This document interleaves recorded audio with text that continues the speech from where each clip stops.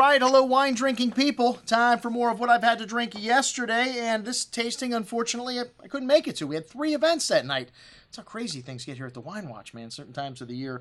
This was our Cafe Max Argentina, Nicolas Catena and Friends tasting.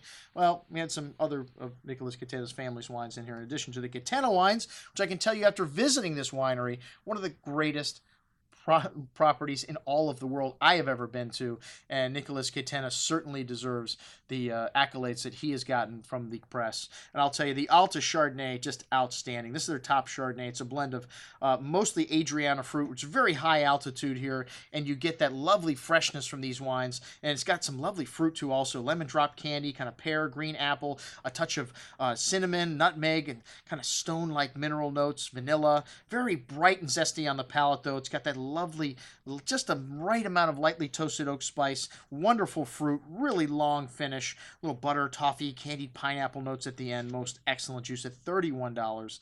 I think it's definitely as good as anything you'll find from anywhere in the world at that price. The Tenha Alta Malbec, very intense wine here from High Mountain Vineyards. Little beautiful violet floral notes. It's a combination of the 5 different vineyard sites that they have in Mendoza. Dark chocolate, sweet herbs, blackberry fruit, very intense. A big and chewy wine on the tongue. This wine's got lots of layers of that succulent blackberry fruit, but nice freshness. All these wines from Argentina, very lovely balance, and you get that from the high altitude. It's got that floral and black pepper spice notes on the finish. Really long, most excellent juice. You could keep that wine for 10 years easily. The Enigma Cabernet Franc.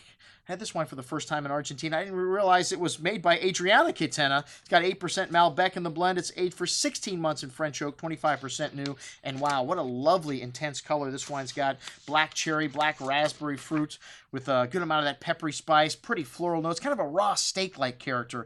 A big and intensely fruity wine, but this wine has restraint. Cabernet Franc has got some intense tannins as well, but this wine's got a lot of fruit, some nice peppery spice on the finish as well. Long layered finish, most excellent juice. And at the price, that may have been the value of the wine at $27.50. Wow. Catena Alta Cabernet Sauvignon. You know, Nicolas Catena wanted to bring Cabernet from Argentina to the rest of the world. You know, Malbec just became more popular, and they do make great Cabernet Sauvignon, though. This wine's got 12% Cabernet Franc in the blend. Nice peppery note to the dark currant, dark plum fruit on the nose, coffee, fresh earth. Really nice complexity here. A big and chewy Cabernet, but nice freshness. Some tannins at the end, but this wine's got a solid core of that currant and plum fruit, cherries. A little bit dry, but like I said, it's got the fruit, just needs a little bit of time. The graphite, earth, and pepper note at the end.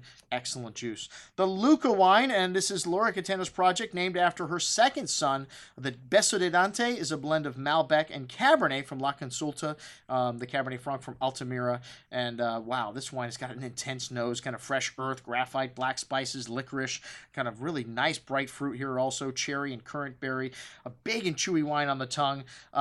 This wine's got lots of juicy berry fruit, pretty floral notes, and a nice intensity, nice minerality on the finish. A little bit dry at the end, but still young. 2011 at $40, an excellent wine. The Luca Laborde Double Select Syrah, sourced from 50-year-old ungrafted vines, and they never had a big issue with phylloxera here. You know, just like the people from Argentina, the root louses don't like to work very hard either. So even though they have phylloxera, they say, oh, we have it, but it does not kill the vine. It's a very lazy phylloxera.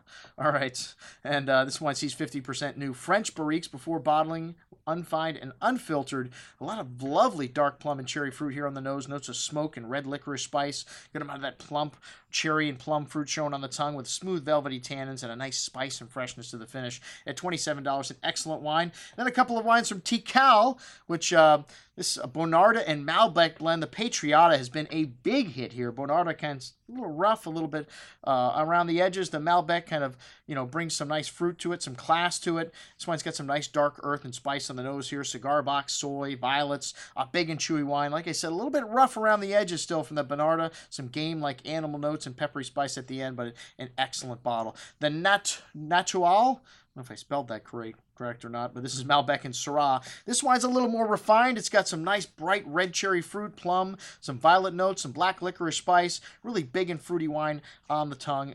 Smooth tannins and some nice spice to the finish. This is an excellent little wine as well. $22. These last two wines, incredible values. I've been saying this for a long time. You like Bordeaux varietals, you like Syrah, you're going to have a hard time to find better wines for the money than what you get in Argentina. I'm your host, Andrew Lampasoni, signing off for the Wine Watch, saying remember, always drink the good stuff first.